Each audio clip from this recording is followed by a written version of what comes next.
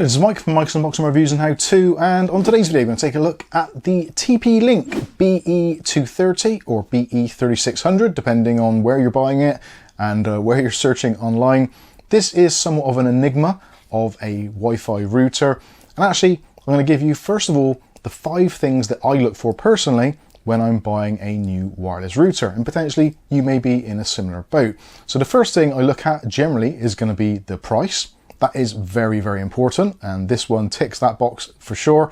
At the moment, this is retailing for $69.99 on amazon.co.uk and actually has been seen just fractionally cheaper than that, although the price does fluctuate quite a lot, and it has been known to be seen for £150, £149.99 was the highest recorded price, and generally it tends to end up around about the kind of £79 or £89 mark.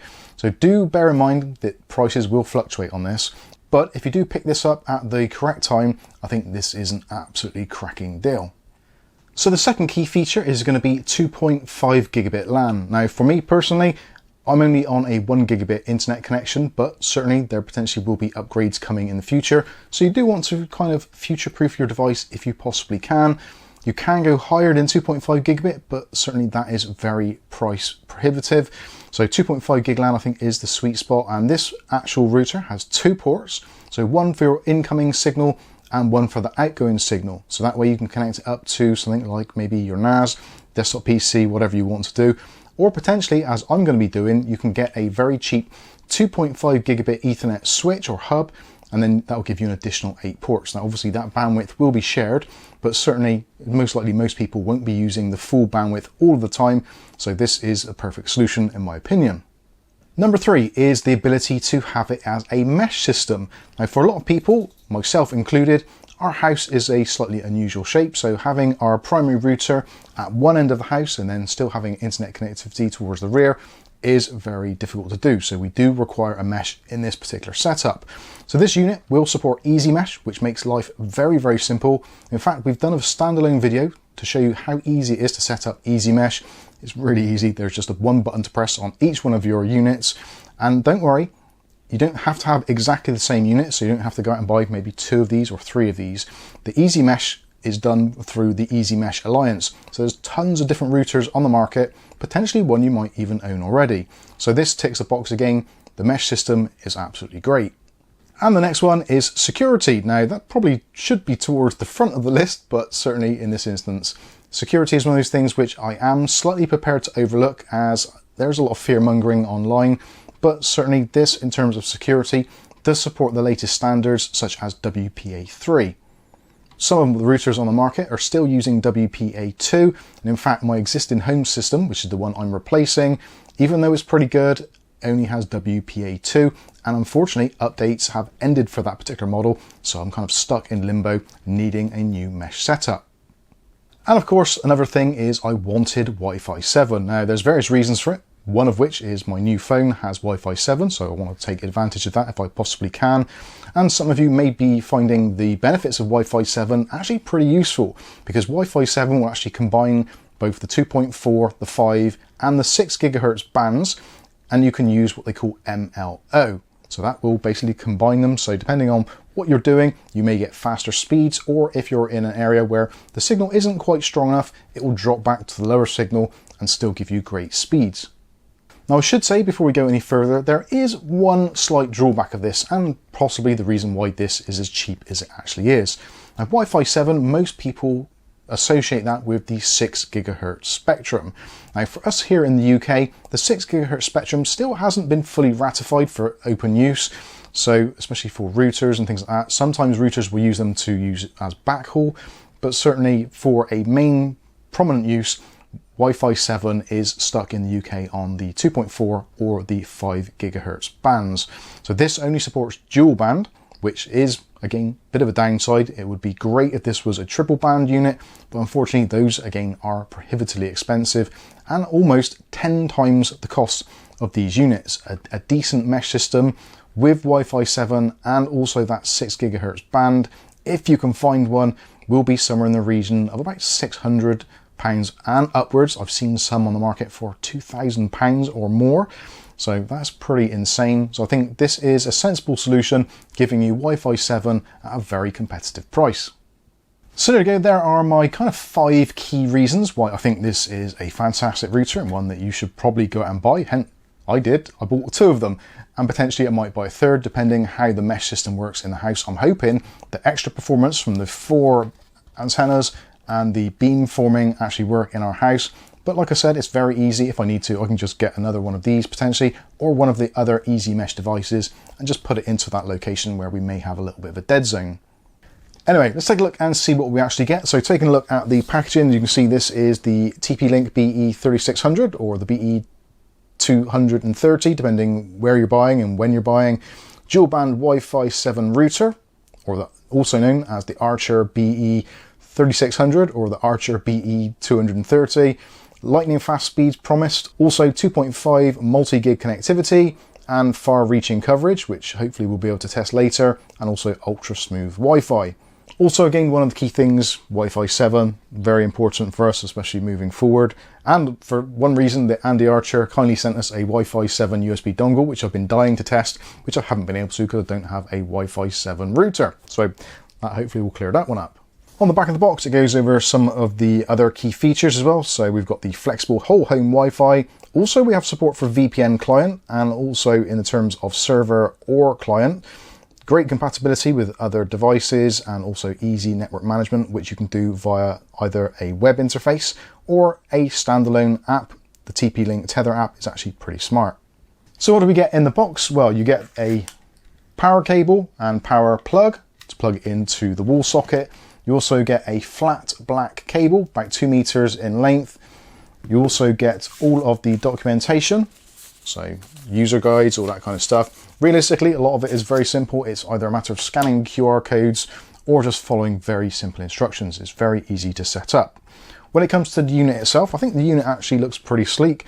And also you've got some nice LEDs on the front, which are diagnostic ones, so that'll tell you what is going on, which services are running, whether there's a problem, etc, etc. So it's nice to have some visual feedback, which some routers just simply don't. You have to go into an app or look for a notification on your phone. So it's nice to have those just at a glance. For those of you that are wondering, can it be wall mounted? Yes, the antennas are fully posable, which is very handy. So if you want to, you can wall mount it. There are brackets or sections on the back, so you can put some wall plugs in and you can attach it to the wall should you wish to. So that's pretty handy. Although I think for me personally, in most instances, I'm going to be using this just in the normal mode. Taking a look at the back of the unit, so this is where it starts getting a little bit more exciting. So we've got on the far side, we've got an LED button. So you can press the LED button and that will extinguish the LEDs on the front. So if you've got this maybe in a room such as your bedroom or somewhere where you just don't want to be distracted by LEDs, you can press that button to turn the LEDs on or off. You also have a WPS button. Now that is used for these devices for actually synchronizing using the Easy Mesh setup, or you can connect to WPS enabled devices. You also got the Wi-Fi button, so if you do want to disable Wi-Fi temporarily and just use the LAN connections, you can do, just press the Wi-Fi button and it will toggle the modes on or off. Also next to that there is a little reset button, so easy to reset this back to the factory defaults. Moving along from there, we've got our Ethernet ports, so we've got the blue color coded one, so that is your incoming signal from your ISP or from your modem. That is a 2.5 gigabit connection. Also backwards compatible with slower speeds as well. And the other 4 connections, one of which is 2.5 gigabit. So that is LAN port 1. The other ones are just 1 gigabit. But like I said, if you do want to have more 2.5 gigabit connections, you can just daisy chain this into a very inexpensive 5, 8 or 16 port hub. And then you can connect all of your devices via 2.5 gigabit. So again, you're not all going to be transferring files at those blazing speeds all at the same time, or at least it's unlikely to. So you can make use of that with an additional hub. We've actually done some video reviews on certain hubs, so if you want to check that out, I'll try and put them in a playlist in the video description. Next along, we've got a USB 3.0 port. So this is going to be transferring at 5 gigabit per second. So this is actually quite handy. You can put in an external hard drive of basically any size you want, or USB sticks, and you can use that as storage. So this will appear in your Windows folders as an additional add-on drive. So if you want to transfer files to that, you certainly can do. You can use that for sharing video files or basically anything you can think of. Also got your physical on-off button as well. And next to that, you've got your power input jack. So overall, I think this is actually a fantastic bit of kit, and if you're liking it so far and you want to see what it's actually like inside or how to set it up, then let's carry on and go into that. For those of you that just want to buy one, I'll put some links in the video description so you can check it out for yourselves. Okay, so we've got the unit set up and I've plugged my internet connection into the incoming port and just connected this via Ethernet to the PC. So to get to the actual admin console, if you want to, now of course if you want to, you can just use it as it is straight out of the box with all the default passwords and all the settings. But I think a lot of people are going to want to actually modify it or change it to their own liking. So let's do that. So we go to 192.168.0.1 and it'll ask you the first time to create a new administrator password. So I'm just going to put in something extremely basic, although it does say it has to have letters, numbers and a symbol. If you want to check it, you can click on those to make sure they're both the same. Yes, they are. Obviously, I don't suggest you use this, but I'm using this just for this particular installation. So click on Let's Get Started. And we don't want to save the password. So you get to, first of all, select your time zone. So we'll choose this one, Dublin, Lisbon and London, and click Next. Next, we get to select our connection type. Now, someone actually asked if this supported WISP or the WISP protocol. Unfortunately, it doesn't. It does appear that people have made requests to TP-Link for it, but it isn't something which has been integrated, and whether or not it will be, I honestly couldn't tell you. So at the moment, I would say it doesn't, but potentially it could do. You do have options for static IP, dynamic IP, also PPPoE, L2TP, and PPTP. Most people will probably be using dynamic IP. If your internet provider doesn't provide any specific connection details, then just use dynamic IP and click Next. Next, you can choose whether you want to clone a MAC address, which some IPs will allow you to do. We don't need to in this particular instance, and also you've got other special settings for IPTV and VLANs, etc. If you want to use those, you can do, but for us, we're just going to use the standard setup. So in the moment, it's going to be using the default settings, which are actually printed on the back of the unit. Also, you've got options for Smart Connect. So basically Smart Connect, if we click on that button there, it'll take you and tell you what Smart Connect is all about. So basically it will combine the router's 2.4 gigahertz and 5 gigahertz bands on the same wireless SSD. So that can be pretty useful. So leave that enabled, I would say, unless you have a specific reason not to. This is for the primary SSID. This isn't at the moment for the guest or the IoT networks. Also, you can choose whether or not both bands are enabled, and also you can put in a network name. So for this particular instance, I'm going to just call this MUB test, and the password will do 0000111, and next.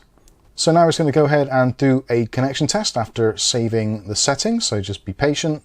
Also, it does say you can manage your network remotely via Tether, so you can scan the QR code there or download the app from either the App Store or Google Play. Next, we have the option to keep the router updated. I actually like this, so turn on auto update. I'm going to leave that enabled, and you can actually ask it when you want it to do the updates. So for some people, if you've got devices in your house which are going to be a pain or start flashing or making noises if your Wi-Fi is interrupted, then I would suggest doing this slightly later. So maybe kind of towards the morning time or so it doesn't distract you, or you can turn it off altogether or do it in the morning if everyone's going to be out or whatever. So choose whichever time is suitable for you. I'm going to go with 5 to 7 a.m. Most of us will probably be awake around about those times, so we'll leave that as it is and click on Next. And there you go. So that is successfully set up. So it says our settings have been applied.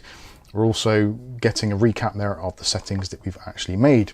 So if we click on Next, if you want to, you can actually bind your router to the TP-Link ID, and then you can use the Tether app to actually log in remotely and all that kind of stuff, or log in remotely to the actual router itself. So you can do that if you want to, or you can choose to skip it.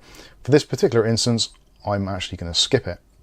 Also, you can decide whether you want to join their improvement program. I'm going to skip that as well. And it says there, we are now better at identifying clients. So you can choose to have this or not. So this will actually use third-party services to basically recognize what is connected to your network. I'm actually going to let it do that. And there we go. So that is our setup done and dusted. So it says there a brief overview. So we've got some tabs here: the network map, internet, wireless, home shield, and advanced. And also you've got options at the top for logging out, searching for settings, and changing languages, etc. So it's going to say the connection type and the MAC addresses, all that kind of stuff, and how long it's been online for on the main page, and also says that 2.4 and 5 gig is enabled. So if we click on to the Archer BE3600, again, it will give us more device information. If necessary, you can scroll down through and check out the various details of guest networks, etc., IoT networks, loads, performance, all that kind of stuff. Go to mesh devices. So if you want to, you can actually set a mesh device. So currently we've only got one, which is not set, which is our primary one. So you can choose the settings there should you wish to. And also if you go into clients, it will show you who's connected. Now currently I've only got one PC connected because we're connected via the LAN cable and we've only just set it up. So it tells you what is connected, it tells you the PC, MAC address, and how it's connected, whether it's wired or not. So again, it's pretty awesome. If that is wrong, you can actually modify the information there, and also you can choose to deny certain clients from your system. So that's all of your network map. Go into internet, goes into, again, the setup section for dynamic IPs, etc. Go back into wireless. So you've got options here for TWT, which is target wake time, which allows negotiation with clients to make their battery last longer. Whether you want to have that on or not, entirely up to you. I'm guessing that will have some form of lag or delay for some devices, so I would probably leave that off. You also got your multi-MIMO. Again, if you're not too sure what it is, you can just click on the settings there and it'll tell you exactly what's going on. That way you can decide if this is going to be useful for you. So I'm going to basically leave it as disabled as it is at the moment. Smart connectors on, as we said. Also you can share networks, SSIDs, or you can hide the SSID, so that can be quite useful. Let's have a look at the advanced settings. So you've got options for your channel width. You can adjust that if you want to. You can change the channels, set them to auto, generally is going to be the best one. Also the 5 GHz channel widths, you've got the options there, so you can modify that if you want to. If you're getting problems with devices, and again, you can choose the specific channel that you're on. Also, you've got the MLO network. So if you want to have the MLO network enabled, then you can do that. So we'll actually enable that. And the network name SSID, we'll call that the same. So MUB test. And you've got the options for security. So enhanced open or WPA personal. Also the password. So we'll do that again. So that's fine. And also you've got your options for guest networks. So you can turn on your guest networks on both the individual networks. So both frequencies, 2.4 gigahertz maybe for older devices. And again, with the IoT devices, some older IoT devices won't like connecting at 5 gigahertz. Some will be fine. So you can choose to have those enabled if you want to. Again, the choice is going to be up to you. Next, we've got the home shield. So you can do scans for wireless security, router security, and all that kind of stuff. You also got your parental controls, your quality of service. So you can enable that should you wish to, and also more features. You've got things like the extra add-ons you can purchase should you wish to. And also we can go into advanced. So in advanced, again, you've got all of the settings kind of just a little bit easier laid out. You've got your smart life assistant, your easy mesh. So you can go into easy mesh and set that up if you wanted to. Again, very easy to do all that kind of stuff. Your TP-Link ID, wireless, USB. So go into storage sharing. If you have a drive attached, you can do that. And you can also say how it's connected. So you can name the share name, also how it connects, whether it be by a Samba, SMB, or you can use internet FTP or local FTP if you wanted to. I'll probably leave that turned off. But SMB is probably going to be fine for most people. Also, if you're having Mac machines, you can actually enable time machines. So if you have a drive connected, you can use this as a time machine location, which for some people might be useful. You've got things like your NAT forwarding, port forwarding, triggering, UPnP. I'm going to turn UPnP off. I would probably suggest you do that as well, unless you have a reason to leave it on. The home shield, yeah, you got all that stuff. Security settings for firewall, access control, binding, ALG, device isolation. Lots of settings here which you can go through to your heart's content. Obviously VPN client and VPN server. So if you want to add a VPN client, you can turn that on.